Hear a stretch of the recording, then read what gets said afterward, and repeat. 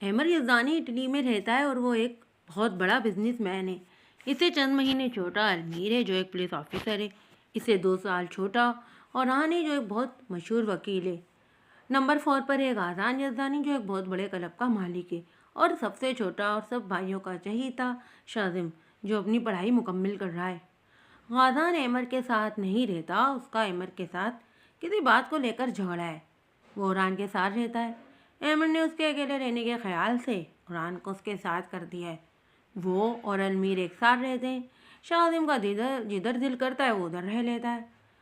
اور ان سب کی ایک بہن بھی تھی جو مر چکی ہے، اور اس کی موت کا ذمہ دار غازان جو ہے احمر کو سمجھتا ہے۔ دوسری طرف حویلی میں مہیرہ کی شادی ایک 40 سال کے سردار سے ہو رہی ہے۔ دادی اماں اسے بولتی ہیں کہ وہ یہ شادی نہ کرے، وہ کسی سے مدد مانگ لے۔ نائب بھی اس حویلی کے مالک سلمان یزدانی کی بیٹی ہے اور ان کا ایک بیٹا ہے جاسم جو بہت ہی ظالم اور سنگ دل ہے۔ نائب نے کبھی مہیرہ پر اپنی ماں فائدہ کو ظلم کرنے سے نہیں روکا، البتہ اس نے کبھی مہیرہ پر ظلم نہیں کیا۔ مہیرہ کا نکاح بچپن میں ہی احمر یزدانی سے ہو چکا ہے۔ وہ اس سے سخت نفرت کرتا ہے، پر المیر مہیرہ کی سب خبر رکھتا ہے۔ وہ احمر کو بتاتا ہے کہ مہیرہ کا نکاح ہو رہا ہے۔ وہ شوق رہ جاتا ہے کہ وہ نکاح پر نکاح کیسے کر سکتی ہے۔ اسے مہیرہ سے اور بھی نفرت ہوتی ہے۔ وہ اسے کب کا طلاق دے چکا ہوتا اگر اس نے اپنے مرتے ہوئے باپ سے وعدہ نہ کیا ہوتا۔ دوسری طرف مہیرہ کو تو بالکل یاد ہی نہیں ہے کہ اس کا نکاح ہو چکا ہے۔ احمر اپنے باپ کے وعدے کی وجہ سے نکاح والے دن پاکستان آتا ہے۔ اسے اپنا درد اور دکھوں سے بھرا ہوا ماضی یاد آ رہا ہوتا ہے۔ نایا مہیرہ کی بری حالت دیکھ کر کہتی ہے کہ اگر وہ یہ نکاح نہیں کرنا چاہتی تو اس نکاح سے انکار کر دے۔ مہیرہ میں جانے کہاں سے ایک دم اتنی ہمت آ جاتی ہے کہ وہ اس نکاح سے انکار کر دیتی ہے۔ اسی سمے احمر اور المیر بھی جو ہے حویلی میں قدم رکھتے ہیں۔ مہیرہ ایک دم دوڑ کر احمر کا بازو تھام لیتی ہے، اسے رو رو کر فریاد کرتی ہے کہ وہ یہ نکاح نہیں کرنا چاہتی، وہ اس کی مدد کرے، پر احمر نفرت سے دلہن بنی مہیرہ کا ہاتھ جھٹک دیتا ہے۔ دادا جی اور سلمان ان سے پوچھتے ہیں کہ وہ کون ہے۔ وہ دونوں انہیں جانے پہچانے سے لگ رہے ہوتے ہیں۔ احمر دادا جی کی طرف دیکھتے ہوئے کہتا ہے کہ اس لڑکی کا نکاح اس سے ہو چکا ہے، اور یہ نکاح کروانے والے بھی سامنے بیٹھے ہوئے ہیں۔ دادا اور سلمان جاسم سب شوق رہ جاتے ہیں۔ پھر سلمان یزدانی احمر کی طرف بڑھتے ہیں، انہیں کہتے ہیں کہ انہیں پتہ نہیں تھا کہ وہ زندہ ہے۔ احمر ان کی بات کاٹ دیتا ہے، انہیں کہتا ہے کہ وہ اس لڑکی کو لینے آیا ہے۔ وہ مہیرہ کے لیے اپنی نفرت ظاہر کرتا ہے ان کے سامنے، اور پھر بے ہوش مہیرہ کو لیے باہر آ جاتا ہے۔ مہیرہ تو اپنے نکاح کا سن کر ہی بے ہوش ہو جاتی ہے۔ دوسری طرف نایاب اور المیر ایک دوسرے کو دیکھ کر شوق رہ جاتے ہیں۔ نایاب جلدی سے احمر کے پیچھے جاتی ہے۔ المیر جانتا ہے کہ نایاب اس سے کیا بات کرے گی، اس لیے وہ جلدی سے کار میں بیٹھ کر وہاں سے آ جاتا ہے۔ نایاب لٹی پٹی سی اندر آتی ہے، پر اندر تو کچھ اور ہی چل رہا ہوتا ہے۔ سردار بہت غصے میں ہوتا ہے، وہ کہتا ہے کہ اس نے ان لوگوں کو اتنا پیسہ ایسے ہی اس لیے نہیں دیا تھا کہ اس سے دھوکہ کریں۔ سلمان اور دادا جی اس کے آگے گڑ گڑانے لگتے ہیں۔ سردار کہتا ہے کہ وہ یہاں سے نکاح کے بغیر تو نہیں جائے گا۔ وہ نایاب سے نکاح کرنے کا کہتا ہے۔ فائدہ بیگم ایک دم تڑپ کر سامنے آتی ہیں، انہیں منع کرتی ہیں کہ وہ اپنی بیٹی کا نکاح اس سے نہیں کریں گی، پر دادا جی اس شادی کے لیے حامی بھر لیتے ہیں۔ نایاب منع کرتی ہے اور انہیں کہتی ہے کہ وہ یہ نکاح نہیں کر سکتی کیونکہ وہ نکاح کر چکی ہے، وہ نکاح پر نکاح نہیں کرے گی۔ جاسم اس کی بات سن کر اسے بیٹ سے مارتا ہے۔ فائدہ اسے روکنے کی کوشش کرتے ہیں پر وہ نہیں رکتا۔ نایاب اس آدمی کا نام پوچھتا ہے جس کے وہ نکاح میں ہے، پر وہ نام نہیں بتاتی۔ جاسم اس کا گلا دبانے لگتا ہے۔ نایاب بے ہوش ہو جاتی ہے۔ جاسم اپنی ماں کو کہتا ہے اگر اس نے نام نہیں بتایا تو وہ اسے جان سے مار دے گا۔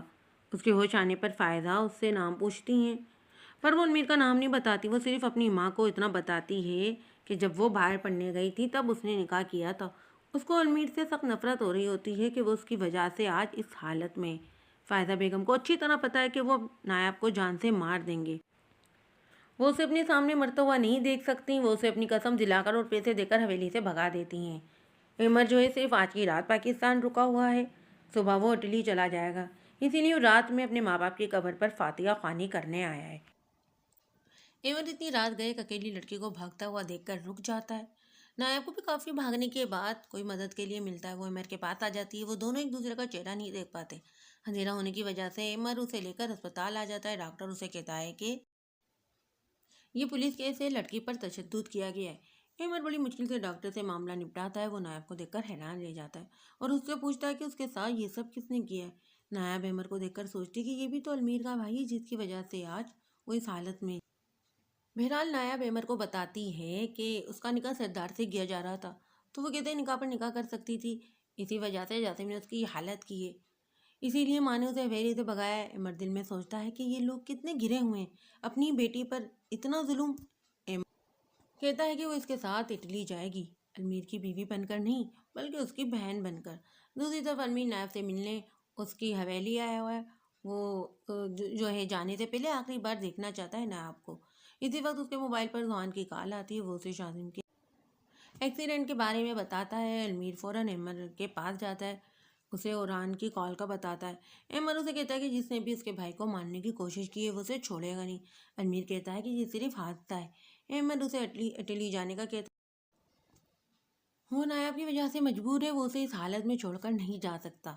المیر اٹلی آ جاتا ہے اور غازان کو فون کرتا ہے۔ غازان کو ایک بہت خوبصورت لڑکی نشے کی حالت میں ملی تھی، وہ اسے اس کے فلیٹ پر چھوڑنے گیا تھا۔ غازان اس لڑکی کے سین میں بری طرح جکڑ گیا ہے۔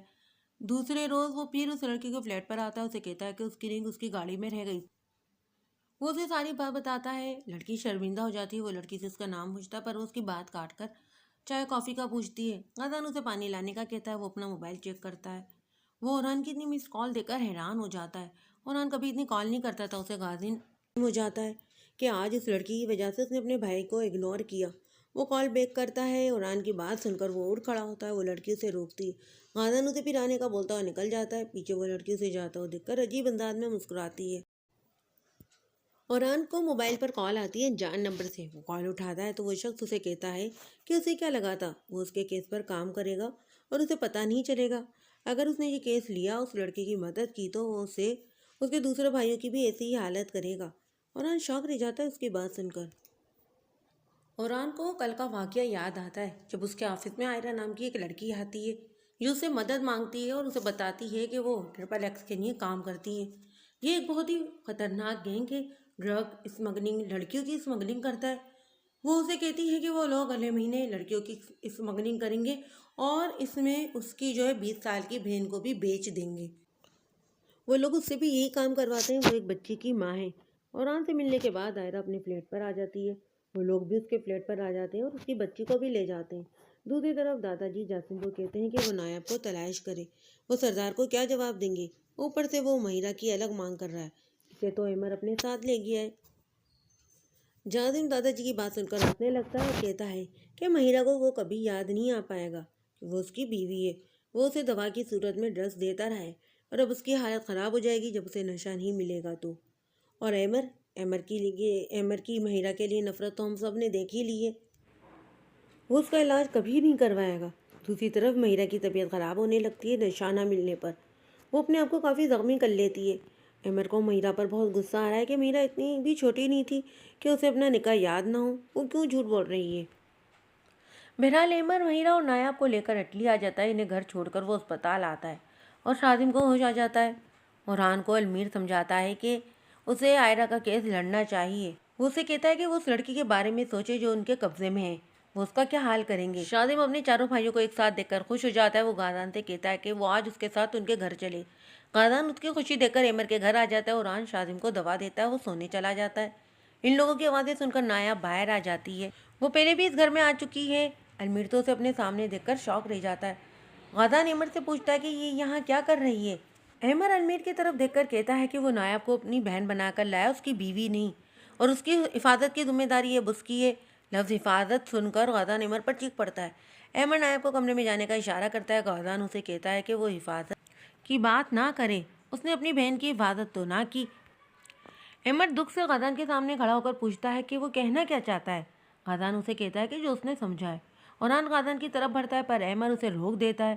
غازان اسے پھر سے وہی پرانی بات کہتا ہے کہ ایک ہی جگہ وہ اور آپ ہی اکٹھے تھے، پھر وہ کیسے واپس آ گئے اور آپ ہی مر گئیں۔ اوران اس کی بات سن کر چیخ پڑتا ہے اور اسے کہتا ہے کہ وہ ایمر کی حالت کو کیوں بھول جاتا ہے، اگر اسے قسمت سے کسی نے ترس کھا کر اسپتال پہنچا دیا تھا اور اگر وہ بچ گیا ہے تو وہ کیوں چاہتا ہے کہ وہ مر جاتا۔ غازان اس کی بات سن کر چیخ پڑتا اور کہتا ہے کہ سب اسے برا بھلا کیوں کہتے ہیں، اس کی بات کوئی کیوں نہیں سمجھ رہا۔ المیر آگے بڑھ کر اسے تھپڑ مارتا ہے، ایمر باہر لان میں آ جاتا ہے، اوران بھی اس کے پیچھے آ جاتا ہے۔ ایمر اس کے سامنے اپنے دل کا بوجھ ہلکا کرتا ہے، وہ دونوں اندر جاتے ہیں۔ ایمر اپنے روم میں چلا جاتا ہے، المیر نایاب کی حالت دیکھ کر پریشان ہو جاتا ہے، بے چین ہو رہا ہے۔ آخر اس کا دل اسے کہتا ہے کہ وہ اس کی بیوی ہے मुझे सोचकर नायब के कमरे की तरफ बढ़ जाता है। अंदर नायब परेशान हो रही होती है बाहर की आवाज़ें सुनकर। अलमीर नायब से मिलता है और उसे मनाने की कोशिश करता है, पर नायब उसे इतनी जल्दी माफ़ करने वाली नहीं है। उसका खुद का दिल भी अलमीर को देखकर बेकाबू हो जाता है। दूसरी तरफ मीरा को होश आ जाता है। वो ड्रग्स ना मिलने पर अपना होश खो देती है। वो कमरे का सामान उठाकर नायब उसे संभालने की कोशिश करती है, पर वो उसके काबू ही नहीं आती। अहमद अंदर आता है। मीरा तोड़ फोड़ में खुद भी काफ़ी जख्मी हो जाती है। अहमद उसके दुपट्टे से उसके हाथ पांव बांध देता है और अलमीर को डॉक्टर को बुलाने का कहता है।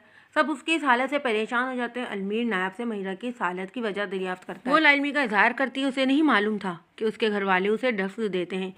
डॉक्टर आकर महिरा को चेक करता है, उसके टेस्ट होते हैं और ये कन्फर्म हो जाता है कि उसे नशा दिया जा रहा था। दूसरी तरफ गादान सारा के इश्क में पागल हो रहा है। वो उसे प्रपोज करता है। सारा उसे कहती है कि वो अपना कलब उसके नाम कर दे। उसकी सेफ्टी के लिए गादान अपना कलब उसके नाम कर देता है। शादिम ने आज सब भाइयों को लंच के लिए घर पर इकट्ठा किया है। नायब ने सबके लिए खाना बनाया। महिरा की भी हालत अब बेहतर है।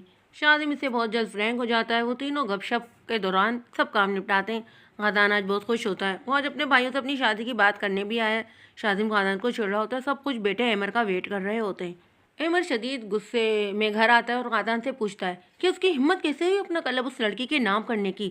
गादान आहिस्ता से कहता है कि वो कलब उसका था, उसकी मर्जी वो किसी के भी नाम कर दे।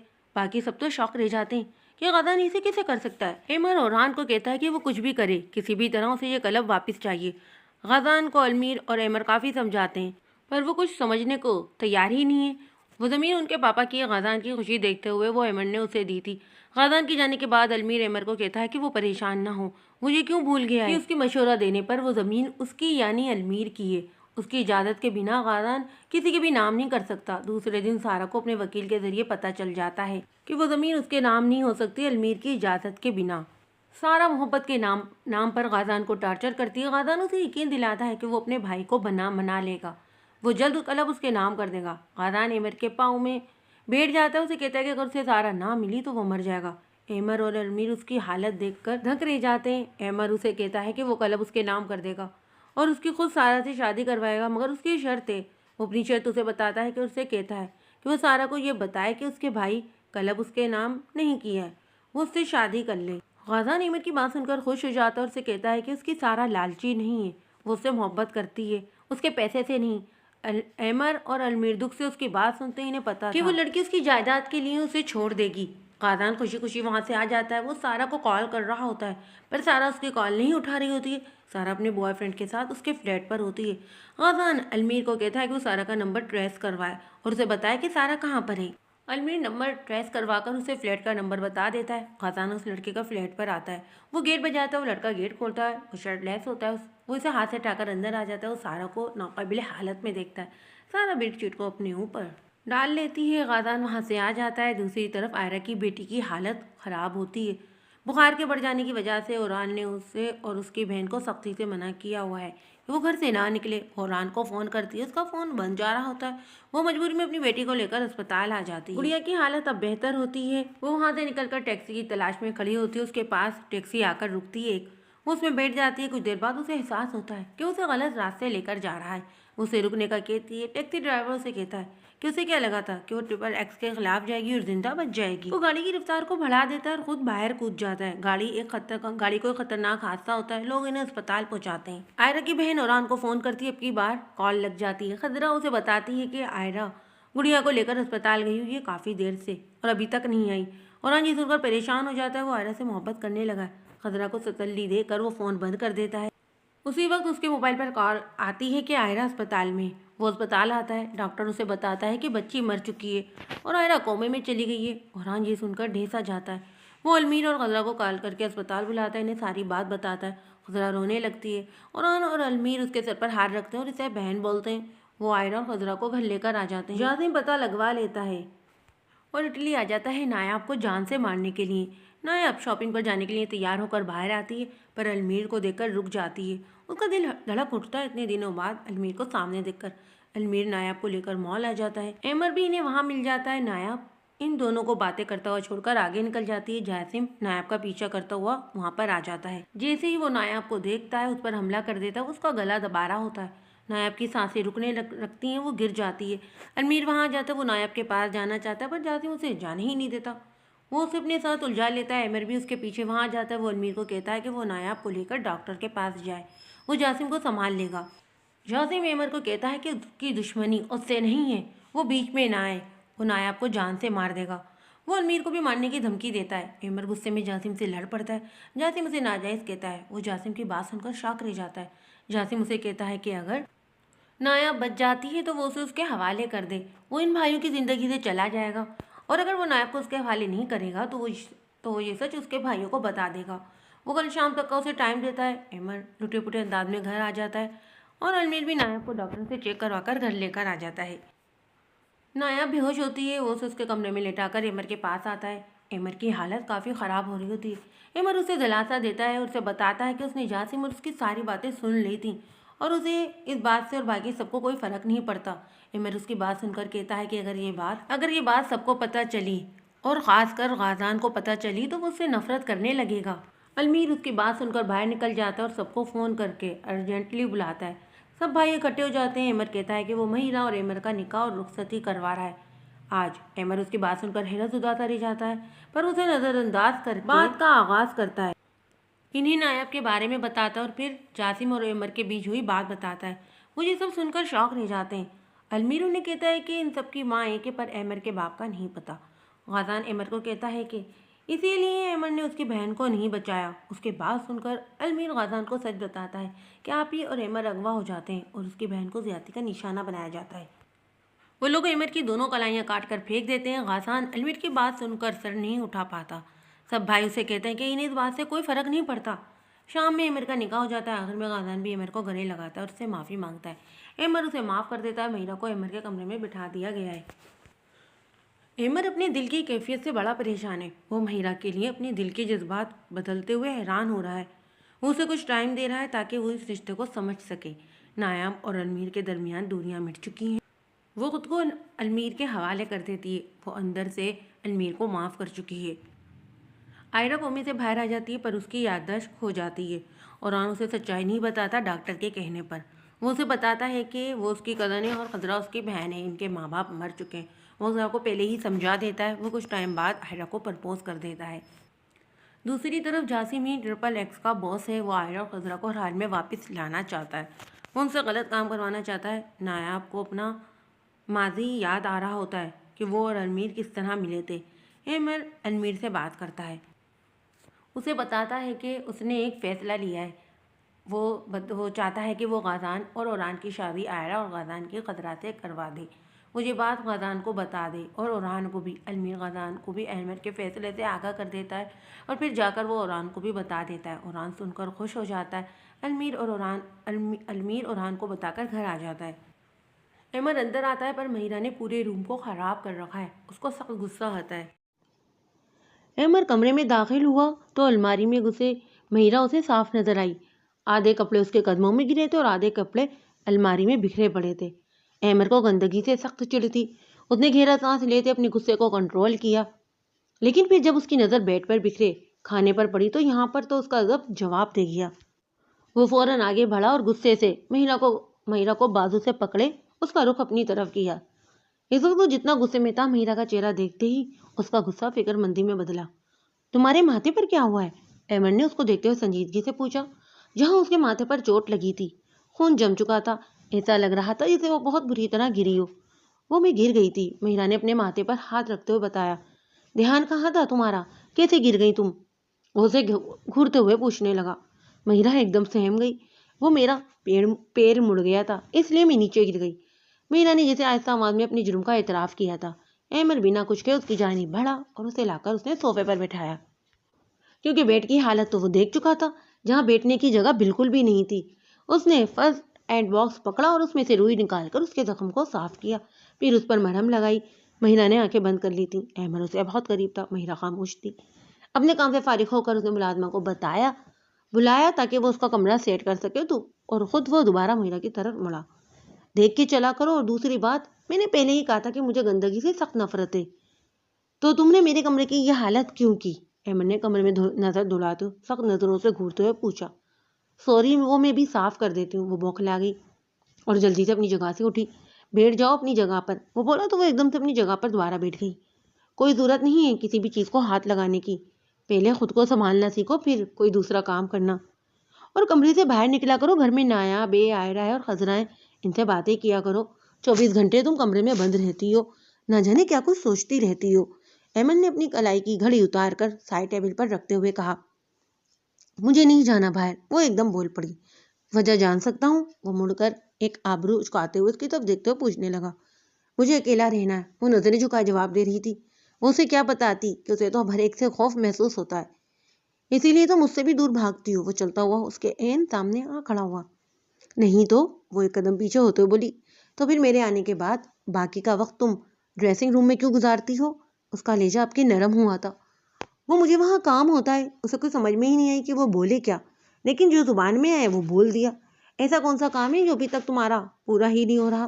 احمد کے ہونٹوں پر مسکراہٹ آ گئی. اب جو سنجیدہ لہجہ تھا وہ نرمی لی ہوتا. وہ مہیرا کو کچھ سمجھ میں ہی نہیں آیا کہ کیا جواب دیں, اس لیے سر جھکا کر بس اپنے ہاتھوں کو مڑوڑنے لگی. احمد نے گہرا سانس لیا اور چلتا ہوا مہیرا کے پاس آیا. اسے دونوں کندھوں سے پکڑ کر دوبارہ صوفے پر بٹھایا, جو اپنی جگہ سے دوبارہ کھڑی ہو گئی تھی. اب میری بات غور سے سنو مہیرا, میں کچھ باتیں تم سے ڈسکس کرنا چاہتا ہوں. وہ یہ کہتے اس کے چہرے پہ نظریں جما گیا. میرا نے کہا تمہارے ساتھ بابا کی رضامندی پر ہوا تھا. وہ چاہتے تھے کہ تم میری بیوی بنو, اور آخری وقت بھی انہوں نے مجھ سے یہی وعدہ لیا تھا کہ میں تمہاری حفاظت کروں. میں نہیں جانتا کہ وہ تمہیں کیوں اتنا چاہتے ہیں, لیکن میری نظروں میں تم کیا ہو یہ بتا کر میں تمہیں پریشان نہیں کرنا چاہتا. لیکن یہ اب کی نہیں, بہت پہلے کی بات ہے. اس بات میں کوئی شک نہیں کہ پہلے میں تم سے شدید نفرت کرتا تھا, کیونکہ تم اس انسان کی بیٹی ہو جس نے میری بہن کے ساتھ غلط کیا. لیکن پھر مجھے اپنے بابا کی بات یاد آئی کہ جس نے غلط کیا ہو سزا بھی اسے ہی ملنی چاہیے. کسی کے کیے کی سزا کسی دوسرے کو نہیں ملنی چاہیے. اب تم سوچ رہی ہوگی کہ تمہارے باپ اشر نے کیا کیا. تمہیں بتا دوں کہ اشر تمہارا سگا باپ نہیں تھا. تمہارے اصل باپ نے میری بہن کے ساتھ بہت غلط کیا, اور تمہارے اصل باپ نے کیا کیا یہ میں تمہیں بھی نہیں بتانا چاہتا. مہیرا بے یقینی سے اسے دیکھ رہی تھی جسے وہ باپ سمجھتی رہی. وہ اس کا باپ نہیں تھا. آج بھی شاید انکشاف کا دن تھا. مہیرا کی آنکھوں میں بہت سے سوال ایمر کو نظر آ رہے تھے, لیکن وہ ان سوالات کو نظر انداز کر گیا. کچھ چیزوں کا چھپے رہنا ہی بہتر ہوتا ہے. مجھے لگتا ہے کہ کچھ یہ باتیں بھی انہی چیزوں میں شامل ہیں جن کا چھپے رہنا ہی بہتر ہے. اب آتے ہیں مدعے کی بات پر. تو میں ہمارے اس رشتے کو ایک موقع دینا چاہتا ہوں, اور وہ موقع تبھی دیا جاتا ہے جب دونوں طرف سے کوشش کی جائے. ایک طرف کی کوشش کبھی کامیاب نہیں ہوتی, ایسا میرا ماننا ہے. باقی سب کی رائے شاید الگ ہو, لیکن مجھے اس سے کوئی لینا دینا نہیں. میری بات سمجھ رہی ہو نا میں کیا کہنا چاہ رہا ہوں؟ احمد نے اس کی چھوٹی سی ناک دباتے ہوئے پوچھا. جسے کچھ خاص سمجھ میں تو نہیں آیا, لیکن ہاں اتنا سمجھ آ گیا کہ احمد ہم دونوں کے رشتے کو موقع دینا چاہتا ہے. تو اس نے یہ بات سمجھ کر فوراً اصابت میں سر ہلا دیا. گڈ, اور اب جلدی سے چینج کرو, ہم کہیں باہر چلتے ہیں. احمد نے اسے دیکھتے ہوئے کہا. لیکن کہاں؟ اس نے جلدی سے پوچھا. آئس کریم کھانے, احمد نے مسکراتے ہوئے کہا, اور مہیرا کی مسکراہٹ میں تو ایک پل کے لیے کھوسی گئی. احمد نے اس کے سامنے چٹکی بجائی تو وہ فوراً ہوش کی دنیا میں آتی بکلا کر فوراً ڈریسنگ روم میں گھس گئی. اس کی پھرتی دیکھ کر احمد کے چہرے پر جاندار مسکراہٹ آ گئی. بہت سوچ بچار کے بعد احمد اس نتیجے پر پہنچا کہ اسے اور مہیرا کو اپنے ایک رشتے کو موقع دینا چاہیے, کیونکہ جو کچھ بھی ہوا اس میں مہیرا کا کوئی لینا دینا نہیں تھا. تو پھر وہ کیوں اسے فضول میں سزا دیتا, اور اس نے یہاں پر عقل مندی کا مظاہرہ کیا. دوسرا, اس کے دل کی بدلتی حالت, وہ اپنے فیصلے پر مطمئن تھا. ماضی. احمد کی بڑی بہن کا نام مقدس تھا. یہ 5 بہن بھائی تھے. مقدس کی پیدائش کے بعد مقدس کی ماں, جس کا نام ریحانہ تھا, مقدس کے بعد بہت زیادہ خوش تھیں کہ اللہ نے ان کو پہلی ہی بیٹی سے نواز دیا. ان کے شوہر کا نام احمد تھا. احمد کا چھوٹا سا بزنس تھا, اور وہ اپنی فیملی کے ساتھ بہت زیادہ خوش تھا, اسے زیادہ کہ اسے چاہ بھی نہیں تھی. احمد سلیمان کا بڑا بھائی تھا, چونکہ وہ ریحانہ کو پسند کرتا تھا, اور ریحانہ ایک مڈل کلاس فیملی سے تعلق رکھتی تھی. تو دادا جان نے ان کے رشتے کو ایکسپٹ نہیں کیا, اور احمد بھی اپنی ضد کا پکا نکلا, تو دادا جان نے اسے اپنی جائیداد سے آ کر دیا. تو وہ بھی خاموشی کے ساتھ حویلی میں ہر چیز کو چھوڑ کر وہاں سے نکل گیا. دادا اور سلمان کو ریحانہ پر غصہ تھا, جس کی وجہ سے ان کا بیٹا ان سے دور ہو گیا. احمد اپنی فیملی کے ساتھ بہت زیادہ خوش تھا, لیکن اس کی خوشی دادا لوگوں سے دیکھی نہیں جا رہی تھی. سلمان نے ایک بار پھر پلان بنایا. اس کا اٹھنا بیٹھنا برے لوگوں میں تھا, اور بزنس بھی اس کا اچھا خاصا تھا. وہاں پر اس کا ایک پارٹنر تھا جس کی سوسائٹی میں اچھی خاصی جان پہچان تھی. وہ سلجھا ہوا انسان تھا, اور اس کی ابھی تک شادی نہیں ہوئی تھی, کیونکہ جوانی میں وہ کسی حادثے میں, اس کے بعد اس نے خود کو ان سب چیزوں سے دور کر لیا تھا. سلمان نے اس شخص کا انتخاب کیا. سلمان اچھے سے جانتا تھا کہ جہانگیر ایک اچھا انسان ہے اور اس کی اچھائی کا وہ فائدہ اٹھا سکتا ہے۔ سلیمان نے کچھ سچویشن اس طرح بنا دی کہ ایک جگہ جہانگیر اور ریحانہ کو بلایا۔ ریحانہ اس کی باتوں میں آگے اس جگہ پر پہنچ گئی، لیکن سلمان نے اپنی شیطانی دماغ کا کام کرتے ہوئے دونوں کے ڈرنک میں نشہ آور دوا ملا دی تھی، جس کی وجہ سے وہ دونوں نشے میں گم ہو گئے، اور نشے کی وجہ سے ان دونوں میں جو کچھ ہوا وہ ناقابل یقین تھا۔ اس میں جہانگیر کا بھی کچھ لینا دینا نہیں تھا، وہ تو سلمان کے کہنے پر آیا اور وہ بھی اسے ملنے کے لیے آیا تھا، لیکن سلمان اسے نہیں ملا، بلکہ اس جگہ پر اسے ایک عورت نظر آئی۔ یہاں کی صورتحال میں کچھ ایپیسوڈ کے بعد بتاؤں گی، اس لیے پریشان مت ہو کہ کیسے دونوں سلمان کے بتانے پر وہاں گئے تھے۔ خیر، جب اگلی صبح دونوں کی آنکھ کھلی تو ریحانہ تو ایک دم سے رونے لگی۔ یقین ہی نہیں آ رہا تھا کہ کیا کچھ ہو گیا۔ یہی حال جہانگیر کا تھا، وہ تو خود حیران تھا، اپنی صفائی دینا چاہتا تھا، لیکن ریحانہ بنا کچھ کہے سنے وہاں سے نکل گئی۔ احمر پوری رات اسے ڈھونڈتا رہا۔ جب وہ اجڑے حلیے میں گھر واپس آئی تو اس نے آ کر ساری بات اپنے شوہر کو بتا دی، جس نے سلیمان کا گریبان پکڑ لیا، لیکن اس سے پہلے اس کی حالت جہانگیر بھی خراب کر چکا تھا۔ سلمان صاحب مکر گیا کیونکہ اس نے سارے ثبوت مٹا دیے تھے، اس کے پاس کوئی ثبوت نہیں تھا، لیکن دونوں بھائیوں میں بہت برا جھگڑا ہوا، جس میں احمد نے بہت زیادہ سلمان کو مارا تھا۔ پھر احمد کے پاس خود جہانگیر آیا، اس نے ساری صورتحال اسے بتائی اور اس سے معذرت بھی کی اور اس سے معافی بھی مانگی، اور وہ ریحانہ سے بھی معافی مانگنا چاہتا تھا، لیکن احمد نے اسے ملنے نہیں دیا۔ احمد جانتا تھا کہ جہانگیر بے قصور ہے، لیکن جو کچھ اس کی بیوی کے ساتھ ہو گیا تھا وہ مزید کچھ کہنا نہیں چاہتا تھا، اس لیے خاموش رہا۔ احمد نے اپنی بیوی کو سنبھال لیا، وہ نہ چاہتے ہوئے بھی سلمان کا کچھ نہیں کر سکا۔ اس نے اب بالکل ہی اپنے باپ سے قطع تعلق کر لیا۔ سلمان کو تو لگا تھا کہ اس کے بعد اس کا بھائی ریحانہ کو چھوڑ دے گا، لیکن ایسا کچھ نہیں ہوا۔ دوسری جانب ریحانہ کو بھی احمد نے پیار و محبت سے دوبارہ زندگی کی طرف لانے کی کوشش کی۔ ریحانہ کو پھر دوبارہ سے ماں بننے کی خبر ملی تو اس کے ہاں ایک پیارے سے بیٹے نے جنم لیا، اس کا نام انہوں نے احمد رکھا تھا۔ ریحانہ کے نام کے ساتھ یزدانی لگتا تھا، اس لیے بچوں نے اپنی ماں کے نام کو گلے لگایا، اور ایسا احمد بھی چاہتا تھا۔ احمد نے احمد کو اپنے بیٹے کی طرح ہی پالا۔ جب وہ تھوڑا بڑا ہوا تو اس نے کبھی بھی اپنے پیار اور رویے سے ایسا ظاہر نہیں کیا کہ وہ اس کی اولاد نہیں، بلکہ احمد کی تو احمد میں جان بستی تھی۔ وہ اپنی دونوں اولادوں کے لیے بہت زیادہ خوش تھا۔ مقدس ان کی سب سے بڑی بیٹی اور چھوٹا احمد تھا، اس کے بعد المیر ان کی زندگی میں آیا، پھر اوران، غازان اور شاذم ان سب کی زندگیوں میں آتے ہی ان کی زندگیوں کو مکمل کر دیا تھا۔ آہستہ آہستہ سب کچھ ٹھیک ہونے لگا، ان کی زندگی بہت اچھی چل رہی تھی۔ مقدس اپنے سارے بھائیوں کا بہت اچھے سے خیال رکھتی تھی اور سارے بھائیوں کو بھی مقدس سے بہت زیادہ لگاؤ تھا۔ پھر ایک دن پھر سے ان کی زندگی میں طوفان آیا، اور یہ طوفان احمد یزدانی کی زندگی سے خوشی نام کا لفظ چھین کر لے گیا تھا۔ تم نے تو کہا تھا کہ جو کچھ تم نے کیا ہے اس کے بعد احمد اس عورت کو چھوڑ دے گا، لیکن ایسا تو کچھ بھی نہیں ہوا، بلکہ وہ تو اپنی فیملی کے ساتھ بہت زیادہ خوش ہے، دادا نے اپنے بیٹے سلمان کو دیکھتے ہوئے کہا تھا، جو خود حیران تھا۔ کافی سال گزر گئے تھے اور وہ جانتا تھا کہ اللہ نے احمد کو 5 بیٹوں سے نوازا ہے، اور اسے یہ بھی معلوم تھا کہ احمد کی اولاد نہیں ہے۔ بابا، مجھے تو یہی لگا تھا کہ اس میں اتنی تو غیرت ہوگی کہ سب ہونے کے بعد وہ اس عورت کو چھوڑ دے گا، لیکن اس نے اسے نہیں چھوڑا، بلکہ وہ تو ایک خوشگوار زندگی گزار رہے ہیں، اور اس کی وجہ سے ہماری گاؤں میں کیا عزت رہ گئی ہے۔ وہ کیسے ایک مڈل کلاس لڑکی سے شادی کر سکتا ہے؟ اس کی بھی شادی ہو چکی تھی، اللہ نے اسے بھی ایک بیٹے اور ایک بیٹی سے نوازا تھا، لیکن ابھی بھی یہ دونوں باپ بیٹا احمد کو برباد کرنا چاہتے تھے۔ خوش تو میں ان کو کسی بھی حال میں نہیں رہنے دوں گا، بس آپ دیکھتے جائیں کہ میں کرتا کیا ہوں، سلمان نے کہا اور اپنی جگہ سے کھڑا ہو گیا۔ دادا نے حیرانگی سے دیکھا تھا، لیکن ابھی بھی وہ خاموش رہے، جانتے تھے کہ وہ کچھ نہ کچھ بڑا ہی کرنے والا ہے۔ دوسری جانب ریحانہ احمد اپنی فیملی کے ساتھ بہت زیادہ خوش تھے۔ پھر ایک دن ریحانہ کو اپنی بہن کی کال آئی تھی۔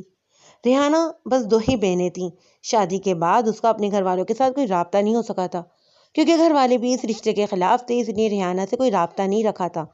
لیکن آج اتنے سالوں بعد اپنی بہن کی آواز سنتے ہی وہ بہت خوش ہو گئی، لیکن جس حالت میں اس کی بہن سے بات ہوئی وہ ناقابل یقین تھی۔ ریحانہ کی بہن کی شادی جس آدمی کے ساتھ ہوئی وہ مہیرہ کا باپ تھا۔ ریحانہ کے گھر والوں کو اس کی اصلیت نہیں پتا تھی، لیکن شادی کے بعد ریحانہ کی بہن کو پتہ چلا کہ وہ ایک کرمنل ہے اور بہت سے ایسے کام کرتا ہے جو اسے نہیں کرنے چاہیے، لڑکیوں کی عزت پر ہاتھ ڈالنا، چوری چکاری اور بھی بہت برے کام۔ اور یہ سب ریحانہ کی بہن کو شادی کی پہلی رات ہی پتہ چل گیا تھا۔ وہ اسے مارتا پیٹتا اور اس کا اپنے گھر والوں سے رابطہ بھی ختم کروا دیا۔ 5 سال کے اندر ریحانہ کے ماں باپ بھی اس دنیا سے رخصت ہو گئے تھے۔ اب ریحانہ کی بہن کے پاس کوئی بھی اس کے ایسا نہیں تھا جس سے وہ اپنا دکھ درد بانٹتی یا کچھ بھی کرتی۔ پھر ایک دن ریحانہ کا اسے خیال آیا، کیونکہ اب وہ بہت زیادہ بیمار رہنے لگی تھی۔ وہ ماں بننے والی تھی اور وہ جانتی تھی کہ وہ ایک خوبصورت بیٹی کی ماں بننے والی ہے۔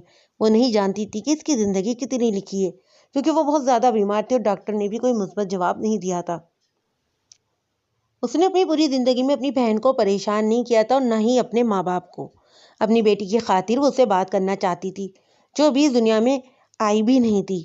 ریحانہ نے اپنی بہن سے بات کی اور ساری صورتحال اسے بتائی۔ یہ بھی کہا کہ اگر بیٹی کی پیدائش کے بعد اسے کچھ ہو جاتا ہے تو اس کی بیٹی کا خیال رکھے۔ ریحانہ تو یہ سنتے ہی پریشان ہو گئی تھی کہ اس نے اسے ایک بار بھی کال کیوں نہیں کی، کم از کم اسے ایک بار تو کال کرتی اور وہ اسے اس آدمی سے بچا لیتی، لیکن اب بہت دیر ہو چکی تھی۔ ریحانہ نے کہا تھا کہ وہ آج ہی اپنے شوہر کے ساتھ اس سے ملنے کے لیے آئے گی، لیکن پھر بھی وقت لگنا تھا کیونکہ وہ دوسرے شہر میں رہتی تھی۔ لیکن زندگی نے ریحانہ کو بہن سے ملنے کی زیادہ مہلت نہیں دی اور آج ہی اس کی بیٹی دنیا میں آئی اور وہ خود دنیا سے رخصت ہو گئی۔ جاتے ہوئے اس کے چہرے پر اطمینان تھا کہ اس نے اپنی بہن سے وعدہ لیا تھا کہ اس کی بیٹی کی وہ حفاظت کرے گی۔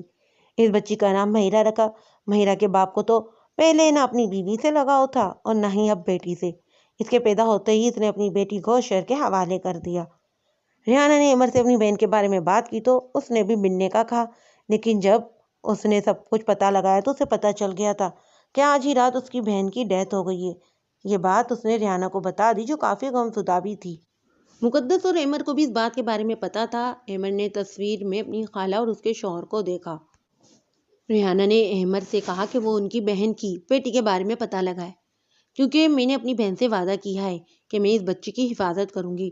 تو احمر نے اپنی بیوی کی خاطر اس کا پتہ لگایا تو پتہ چلا کہ وہ بچی حویلی میں، اور یہ جان کے اسے شوق لگا کہ لیکن پھر بھی صورتحال کو وہ سمجھ گیا۔ یقیناً سلمان کا مہیرہ کے باپ سے کچھ نہ کچھ تو لینا دینا ہو گئی، لیکن وہ حویلی سے مہیرہ کو کیسے لائے، یہ بات اس کی سمجھ میں نہیں آ رہی تھی۔ اور وہ اچھے سے جانتا تھا کہ سلمان کبھی بھی مہیرہ کو اس کے حوالے نہیں کرے گا۔ پھر اسے ایک ہی راستہ نظر آیا اور یہ تھا کہ وہ اپنے بڑے بیٹے کا نکاح اس کے ساتھ کر دے، لیکن اس کے لیے اسے کچھ سال انتظار کرنا تھا، کیونکہ مہیرہ بھی بہت زیادہ چھوٹی تھی۔ اس نے اپنی بیوی کو بھی حوصلہ دیا، پھر احمر سے بھی بات کی، جو باپ کے آگے خاموش ہو گیا۔ وہ بے شک چھوٹا تھا لیکن کافی سمجھدار تھا۔ ایسے ہی کچھ سال گزر گئے۔ پھر ایک دن احمر نے مہیرہ کو اسکول سے اٹھوا لیا اور اسکول سے اٹھوانے کے بعد اس نے احمر اور مہیرہ کا نکاح کروا دیا۔ یہ بات حویلی میں پتہ چلی تو کافی واویلا مچا۔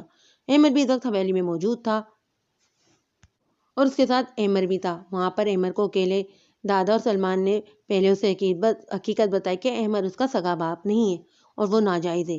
جب یہ بات اس کے بھائیوں کو پتہ چلے گی تو وہ اسے چھوڑ دیں گے۔ احمر کو تو یقین ہی نہیں آیا، لیکن اس وقت وہ اتنا چھوٹا تھا اور یہ باتیں اس کے ذہن میں بیٹھ چکی تھی۔ اس بارے میں اس نے اپنے باپ سے بات نہیں کی، وہ خاموش رہا۔ تم نے ایسا کیوں کیا ہے احمر؟ دادا جان نے سنجیدگی سے پوچھا۔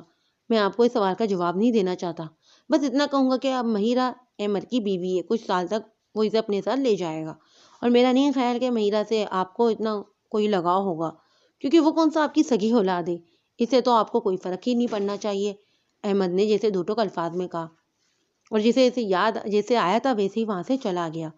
ان کی والدہ کا انتقال تو بہت پہلے ہو چکا تھا۔ مہیرہ کو تو کچھ سمجھ میں ہی نہیں آ رہا تھا، لیکن اسے صرف اتنا پتا تھا کہ اس کا نکاح احمر سے ہوا ہے اور احمر کو بھی وہ دیکھ چکی تھی، جو اسے خلوص سا لگا۔ دادا جان کو پہلے ہی احمد پر بہت زیادہ غصہ تھا جب وہ سلمان کی طرف مڑے تھے۔ سردار سے ہم نے کچھ سال پہلے قرضہ چکانے کے لیے پیسے لیے تھے، بدلے میں اس نے مہیرہ کو مانگا ہے، تو سب کا اسے پتہ نہیں چلنا چاہیے۔ میں اس پوری فیملی کو ختم کر دوں گا، وہ غصے میں کہتے ہی وہاں سے چلا گیا اور سلمان کے چہرے پر مسکراہٹ آ گئی۔ احمد نے احمر سے وعدہ لیا تھا کہ وہ مہیرہ کا ہمیشہ خیال رکھے گا۔ پہلے پہل تو احمر کو کچھ سمجھ نہیں آئی کہ اس لڑکی کے پیچھے اس کا باپ اتنا پریشان کیوں ہے، لیکن کچھ سالوں بعد اسے بات سمجھ میں آ گئی کہ وہ اس کی خالہ کی بیٹی ہے۔ لیکن پھر جو اس کے باپ نے کیا وہ اس کی طرف سے بالکل ہی انجان بن گیا۔ ایسا اسے لگتا لیکن ایسا تھا نہیں۔ احمر نے اپنے خالہ اور خالو کو دیکھا تھا، لیکن اسے نہیں پتا تھا کہ مہیرہ ان کی بیٹی ہے۔ سلمان نے احمر کی بیٹی کو اغوا کروانے کا سوچا، اس کے لیے اسے مہیرہ کے باپ کو ہائر کیا۔ مقدس احمر کے ساتھ مارکیٹ آئی تھی اور یہ مارکیٹ ان کے گھر کے قریب ہی تھی۔ وہ اکثر اپنے بھائیوں کے ساتھ یہاں چھوٹی موٹی چیزیں لینے آ جایا کرتی تھی، لیکن آج اس نے محسوس کیا کہ جیسے کچھ لوگ ان کا پیچھا کر رہے ہیں۔ وہ ایک دم گھبرا گئی۔ اس نے زور سے احمر کا ہاتھ تھاما، جس نے ناسمجھی سے اپنی بہن کی طرف دیکھا۔ ہمیں یہاں سے نکلنا ہے اور مجھے لگتا ہے کہ کچھ لوگ ہمارا پیچھا کر رہے ہیں، مقدس نے گھبرائی ہوئی آواز میں کہا اور دوپٹے پر گرفت مضبوط کی تھی اور وہاں سے تقریباً بھاگتے ہوئے نکلی۔ لیکن جب قسمت ساتھ نہ دے تو کچھ بھی نہیں ہو سکتا۔ تھوڑا آگے جا کر ہی کچھ لوگوں نے ان کو گھیر لیا، وہ تعداد میں بھی زیادہ تھے، اور یہ تھے صرف دو، احمد چھوٹا تھا۔ ان دونوں کو اٹھا کر وہ لوگ وہاں سے لے گئے۔ 2 گھنٹے تک جب مقدس اور احمد گھر نہیں آئے تو احمد اور ریحانہ پریشان ہو گئے تھے۔ احمد بھی تھوڑی دیر پہلے آیا تھا، لیکن جب ریحانہ نے بتایا المیر بھی وہیں پر موجود تھا، وہ بھی دونوں کے لیے پریشان تھا۔ احمد باہر مارکیٹ میں سارا دیکھ آیا تھا، لیکن کہیں پر بھی دونوں کا کوئی نام و نشان نہیں تھا۔ احمد کو سمجھ تو آ رہی تھی کہ وہ کس سے مدد لے، کون اس کی مدد کرے گا۔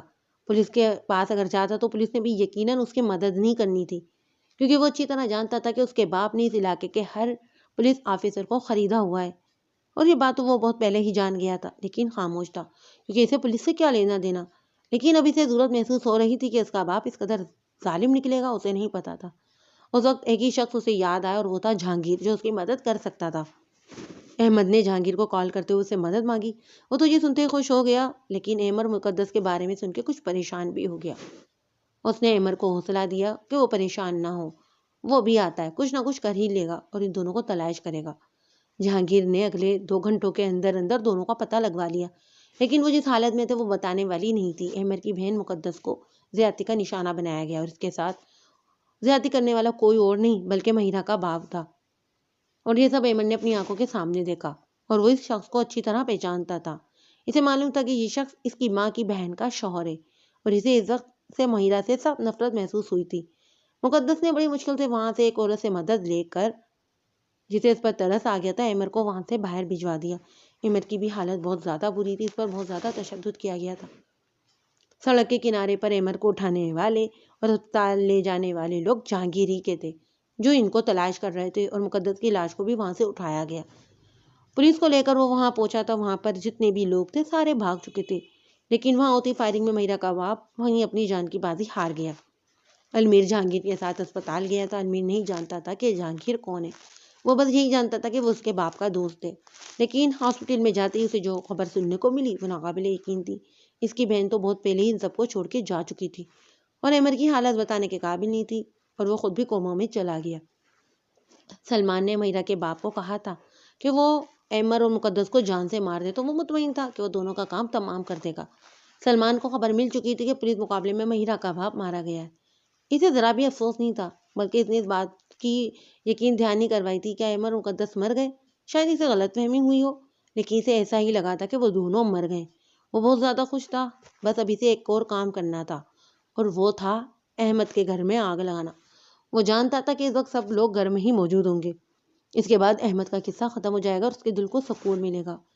اس نے اپنے آدمیوں کو اس کے گھر کے ارد گرد پیٹرول چھڑکنے کو کہا، اور وہاں آگ لگا دی۔ احمد جہانگیر کا انتظار کر رہا تھا کہ اچانک گھر میں پھیلتی آگ کی وجہ سے ایک دم بھوکلا گیا۔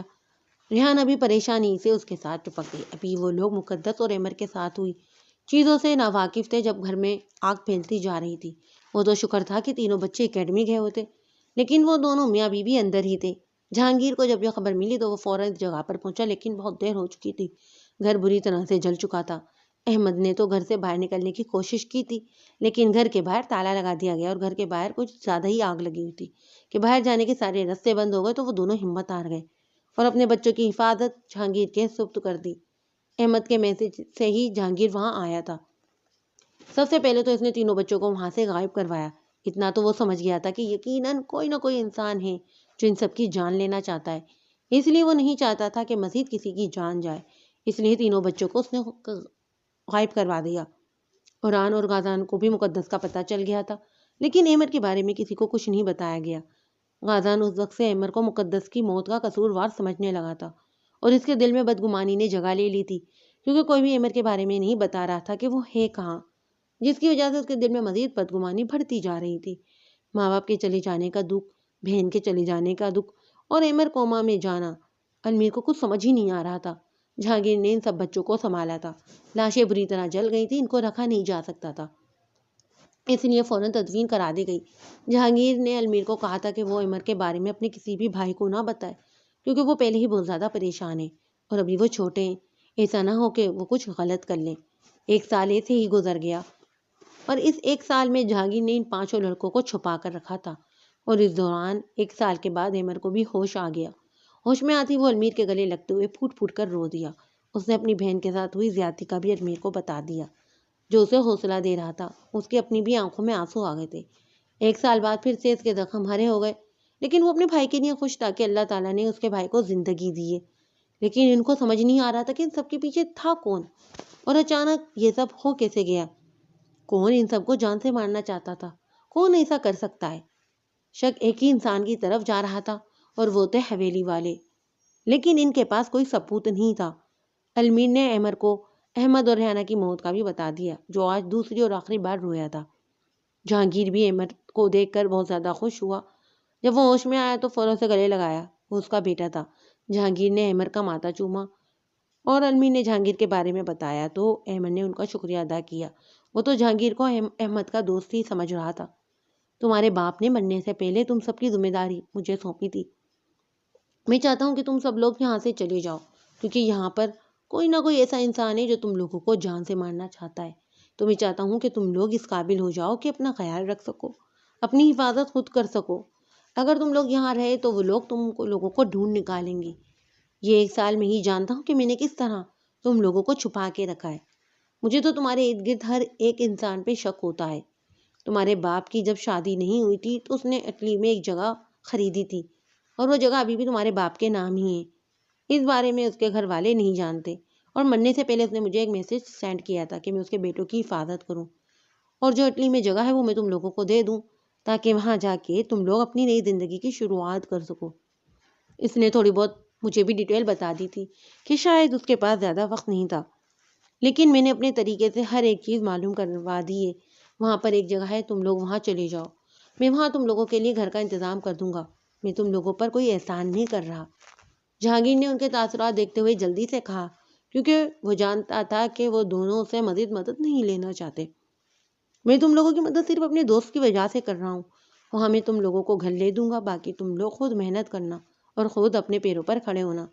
اس کی بات سنتے ہوئے احمد نے صافت میں سر ہلا دیا۔ پھر احمد اپنے باقی سارے بھائیوں سے ملا تو غازان کا رویہ اس کے لیے تبدیل تھا۔ پھر بعد میں معلوم ہوا، اور یہ جان کے اسے بہت زیادہ افسوس ہوا تھا، لیکن اس نے علمیر کو منع کر دیا کہ وہ اسے کچھ نہیں بتائے گا، نہ ہی کچھ کہے گا۔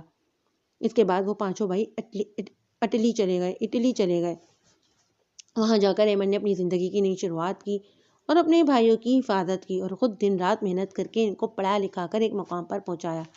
کبھی کبھار جہانگیر سے احمد اور علمیر کی بات چیت ہوتی رہتی تھی۔